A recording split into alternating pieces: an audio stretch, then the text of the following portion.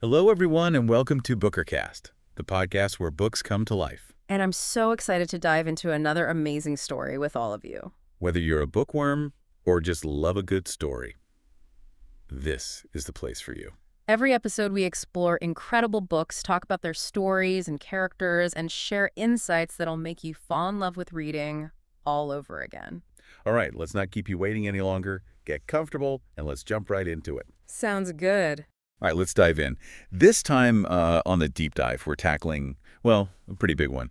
J.D. Salinger's The Catcher in the Rye. A classic. A real classic. Yeah. And I have to say, I'm pretty excited to explore Holden Caulfield's world. It seems like everyone has an opinion about this book. Yeah. And all these decades later, it's still sparking conversations and debates. It really is. You know, what I find really striking about The Catcher in the Rye, I think, is its enduring relevance. I mean, it was published back in 1951, and, it definitely captured this kind of a very specific angst of post-war America. But Holden Caulfield struggles. I mean, with identity, with alienation, with just this yearning for authenticity, they still speak to people, to readers today. Oh, absolutely. Yeah. I mean, I was hooked from the first page. Just hearing this story through Holden's eyes. Yeah. It's kind of like you're eavesdropping on a teenager's inner monologue. Yeah. All that slang and cynicism, calling everything phony. Is that what makes him so relatable, even now, all these years later? Absolutely. I think Salinger's use of first-person narration is, well, it's masterful. Holden's voice, it's raw, it's unfiltered. You're plunged directly into his thoughts and feelings. It's this stream of consciousness that, I don't know, it just captures the intensity and the confusion of being a teenager. Yeah. He's cynical, yes, but also vulnerable and funny. Right. And at times, really heartbreakingly sincere. He's not exactly the most reliable narrator, though, is he? Well, that's true. I mean, he even admits to lying and exaggerating at times. Mm-hmm. Do you think that adds to the book's appeal in a way? It certainly adds complexity, right? Holden's unreliability, it forces us as readers to question his perspective. We have to read between the lines, like Salinger is inviting us to participate in the story, to kind of piece together, well, what's the truth about Holden and everything he's going through? And what about the setting? Pensy Prep, his school. I don't know, it feels like Pensy Prep is almost a character itself. It does. Pensy Prep, I think, becomes this kind of microcosm of everything that Holden despises about the adult world. The hypocrisy, the superficiality, this obsession with status and achievement, all of his clashes with the teachers, the classmates. It really highlights his growing disillusionment with the phoniness as he sees it all around him. It's interesting how Pensy kind of mirrors that larger sense of disillusionment that a lot of people were feeling in post-war America, right? Absolutely. That pressure to conform, to chase the American dream. Do you think Salinger was tapping into a collective unease, a feeling in the air? I think, without a doubt, The Catcher in the Rye emerged at a time of, well, really social and cultural upheaval. The war had left its mark. Of course. And there was this underlying anxiety about the future, kind of this sense that something was, I don't know, a little off, maybe beneath the surface of all the prosperity. Yeah. And so I think Holden's rebellion against all these expectations that society puts upon you resonated really deeply with a generation that was already starting to question the status quo. And we can't forget, underpinning it all is Holden's just deep grief over his younger brother Allie's death. And he carries that baseball mitt everywhere. Everywhere, yeah. Allie's mitt, covered in palms. It's such a powerful image. It really is. I think that mitt represents Holden's lost innocence. That inability to really cope with the harsh realities of, well, life and death. Right. Allie's death, it really shattered Holden's world. Absolutely. It left him feeling so isolated, so adrift. It's like he's frozen in time. Clinging to the past, but at the same time yearning to escape the present. Yeah, I see that. And that yearning for escape, it kind of manifests in his fascination with Jane Galsger, right? Yeah. Girl he knew from, I think it was a previous summer. Right. And Jane, she becomes this sort of idealized figure for Holden. She does. Representing, a simpler time, a more innocent time. Remember how he treasures that memory of her keeping her kings back in checkers? Yeah. It's like this symbol of her genuineness. Yeah. Her refusal to play by the rules. Yeah. And he's terrified, absolutely terrified, that she'll be corrupted by the phony adult world. Especially when his roommate, Stradlater, goes on a date with her. Right. And his reaction to that date, Intense. It's intense. He gets into a fight with Stradlater, ends up bloodied, alone, and then, kind of impulsively runs away from Pensy. Is this the turning point in the story? I think it's a pivotal moment, for Yeah. sure. I mean, Holden's flight from Pensy, it's like it marks his descent into, I don't know, maybe a deeper state of alienation and despair. He's desperately seeking connection, but he almost seems incapable of forming these genuine relationships. Yeah. His encounters in New York City, they're often awkward, they're fleeting, and ultimately, I don't know, they're just unsatisfying. He pushes people away, even as he craves their presence. It's true. That's when he hires a prostitute, but then he just wants to talk. Or his date with Sally Hayes, Oh, yeah. which ends in just this disastrous argument. It's clear that he's searching for something, but what is it? I think Holden is searching for, well, authenticity, for meaning in a world that feels increasingly superficial. He wants to connect with people who are genuine, who see through all the phoniness. But his own insecurities and anxieties, they sabotage his efforts. It's heartbreaking It is. to watch him kind of self-destruct. He drinks too much, lies constantly, and he even considers running away to this secluded cabin. His mental state seems to be, I don't know, deteriorating as the book goes on. And that's, I think, one of the most challenging and compelling aspects of The Catcher in the Rye. Salinger doesn't shy away from depicting Holden's emotional turmoil and his behavior. While it's often frustrating, it points to a deeper psychological struggle. He's experiencing anxiety, depression, maybe even, post-traumatic stress from Allie's death. It's very possible. And that brings us to the iconic title, The Catcher in the Rye.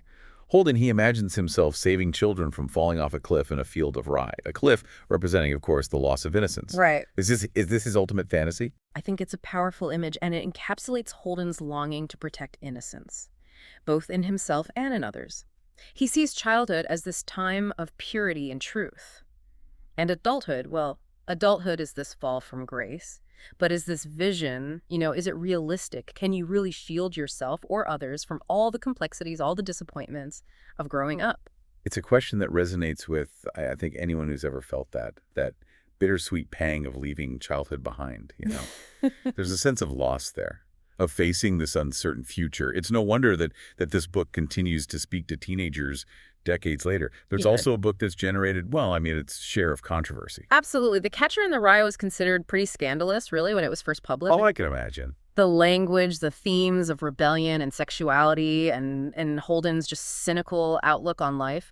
It challenged societal norms and sparked some pretty heated debates about censorship and the role of literature. And it wasn't just the content that was controversial. The book has been linked to, real-life tragedies. Yeah. Raising some unsettling questions about the influence of art on vulnerable individuals. That's a complex and sensitive issue that, I think we'll explore a little more in detail a bit later. But for now, what stands out to you so far about Holden's story? What resonates with you most about his struggles and his search for something real in a world that often feels fake?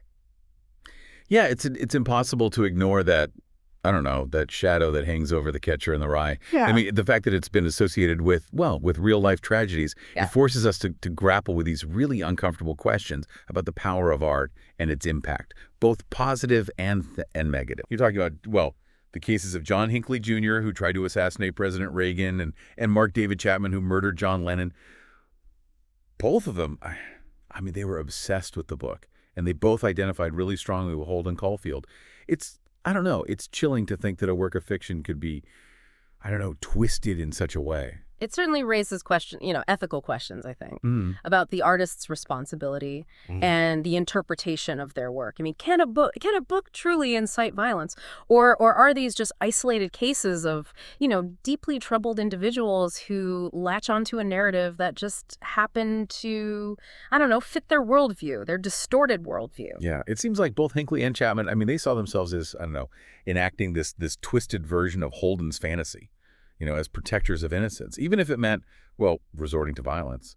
They fixated on Holden's disgust with phoniness and his desire to save children from, the corrupting influence of adulthood. And it's, I think, crucial to remember that both of these individuals, they were struggling with severe mental health issues.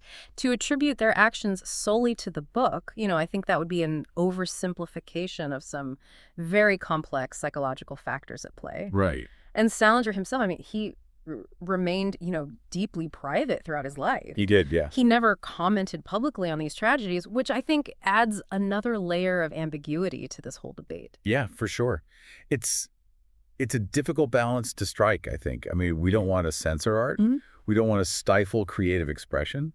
But we also can't ignore the potential consequences of how a work might be, well, interpreted, Yeah. especially by those who are, I don't know, vulnerable or unstable. And that's why I think it's so important to approach The Catcher in the Rye with a critical eye, to understand, the historical context, the Yeah. literary merit, Yeah. and its potential for both inspiration and misinterpretation. Right, right. To simply label it as, as dangerous or to dismiss its value altogether, I think that would be a disservice to its complexity and to, the countless readers who have connected with it in a positive way.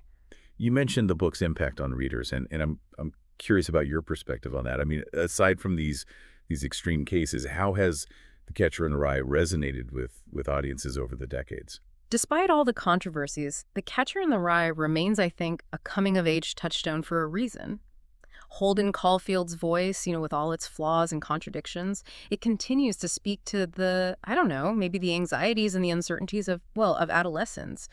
A lot of readers, especially young people, I think they see themselves in Holden's struggles with identity, with alienation, with this yearning for authenticity. Yeah, it's that feeling, right, Yeah. of being an outsider, of seeing through the hypocrisy and the phoniness of the adult world. That seems to, I don't know, maybe resonate most deeply. And it's a sentiment that transcends generations, really. Exactly, and Salinger captures that feeling so brilliantly through his use of language. Holden's voice, it's so raw, so colloquial, Yeah. full of slang and this kind of cynical humor. It feels authentic, like you're hearing the unfiltered thoughts of a teenager who's grappling with the complexities of life. And it's not just the language. I mean, Salinger, he uses symbolism so effectively throughout the book. The red hunting hat, Oh, yeah. the ducks in Central Park, the carousel, they all add these layers of meaning to Holden's journey. That red hunting hat, for example, I think it represents Holden's desire for individuality, his attempt to, I don't know, to stand out from the crowd. But it also, I think, symbolizes his isolation, his inability to truly connect with others. He wears it backwards, almost as if he's trying to, I don't know, move against the current, to reject societal norms. And the ducks in Central Park, disappearing during winter. I mean, that represents Holden's anxieties about change and loss, I think. He's constantly worrying about, where they go, just as he's worried about his own place in the world, about disappearing into, the anonymity of adulthood. They embody, I think, those ducks, Holden's own fragility. Yeah. And his fear of the unknown. He's desperately seeking stability and permanence in a world that feels like, it's constantly in flux. Mm-hmm. And then there's the carousel right at the end of the book with Phoebe riding round and round, reaching for the gold ring. It's a poignant image, I think. It captures, the innocence of childhood, but also this cyclical nature of life. Holden watches Phoebe on the carousel. And for a moment, it seems like he finds a sense of peace, like a glimmer of hope amidst all the despair. Do you think the ending, does it offer any resolution? Or is it, ultimately open to interpretation? Well, I think that's the beauty of The Catcher in the Rye. It doesn't offer easy answers or tidy resolutions. Salinger leaves us with, I don't know, this sense of ambiguity. Yeah. And it forces us to ponder Holden's fate and really to grapple with our own interpretations of his journey. Did he find peace? Did he succumb to his despair? Or did he find a way to, I don't know, navigate the complexities of adulthood without losing his unique voice and that yearning for authenticity? Those are questions that have haunted readers for decades now. And perhaps, I don't know, perhaps they're questions that we all most grapple with as we journey through life, searching for our own place in a world that can often feel, I don't know, both beautiful and heartbreaking at the same time. And I think that's the power of great literature. It stays with us long after we finish reading. It prompts us to reflect, to question, and to find, I don't know, our own meaning in the stories that we encounter. I feel like we could talk about The Catcher in the Rye for hours and hours. Oh, yeah. There's just so many layers to it. To unpack, so many interpretations to think about. It's a book that just, I don't know, it sparks debate, it provokes strong emotions, and it's still relevant decades later. It really is. And I think that's a testament to Salinger's skill as a writer, right? Hmm. He created a character and a story that, I don't know, they resonate so deeply across generations, really. Hmm. I mean, Holden Caulfield, despite all his flaws and contradictions, I think he remains an iconic figure in American literature. Yeah. Yeah. I think what strikes me most, what stays with me, is how Salinger just captures the voice of adolescence so perfectly. Oh, he nails it. That mix of cynicism and vulnerability, I don't know, that yearning for authenticity, the struggle to, I don't know, find your place in the world, something, Yeah. we can all relate to, I think, whether we read the book as teenagers or we revisit it as adults. Absolutely. And it's not just the voice. I mean, Salinger's use of symbolism, the recurring motifs of innocence and alienation. I mean, the way he explores these complex themes like grief and identity and mental health, Yeah. it all adds depth and richness to the story. We talked about I guess the darker side of the book, right? Yeah. Its association with those real-life tragedies and those unsettling questions it raises about, the influence of art. But I think it's important to remember that for every, troubled individual who misinterprets Holden's message, there are so many others who find, solace and understanding in his story. Absolutely. I mean, The Catcher in the Rye, it's offered, I don't know, comfort and validation to generations of readers who felt like outsiders, Hmm. who've struggled with their own anxieties and uncertainties. I mean, Holden Caulfield, for all his flaws, I think he reminds us that it's okay to question, to rebel, Yeah. to search for something real in a world that often feels, fake. He's a reminder that, it's okay to feel lost and confused, Hmm. that those feelings are a part of, I don't know, growing up, a part of figuring out who you are and what you believe in. Exactly. And that's a message that transcends, time and place. It speaks to the, I don't know, the universality of the human experience, the challenges we all face as we kind of navigate the complexities of life and try to make sense of our place in the world. So as we wrap up our deep dive into The Catcher in the Rye, Hmm. are there any key takeaways that you hope our listener will, ponder? What questions do you hope this exploration will spark for them? I hope this deep dive has encouraged our listener to think critically about the book, Mm. to consider its multiple interpretations and to really appreciate its enduring power. I hope it's sparked questions about, I don't know, the nature of innocence and experience, Yeah. about the challenges of growing up and about the importance of, I don't know, finding your own voice in a world that often tries to, I don't know, to silence it. Absolutely. What about you? What will you be carrying with you from this deep dive into Holden Caulfield's world?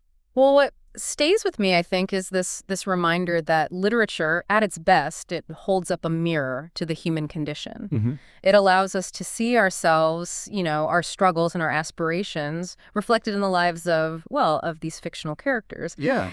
And in that reflection, I think we find a sense of connection, of understanding, and perhaps even, a path forward. I love that. Beautifully put. Yeah. And as always, I encourage you to keep exploring, keep questioning, and keep finding those stories that, I don't know, that resonate with your own journey. Yeah. Thanks for joining us on this deep dive into The Catcher in the Rye. Until next time. And that's a wrap for today's episode of Bookercast. We hope you enjoyed diving into it as much as we did. Thank you so much for spending your time with us. Your support means the world, and we can't wait to hear your thoughts on this episode. Don't forget to subscribe, hit that like button, and share this episode with your fellow book lovers. And let us know your thoughts in the comments below. We love hearing from you. See you in the next deep dive. Bye for now, and happy reading.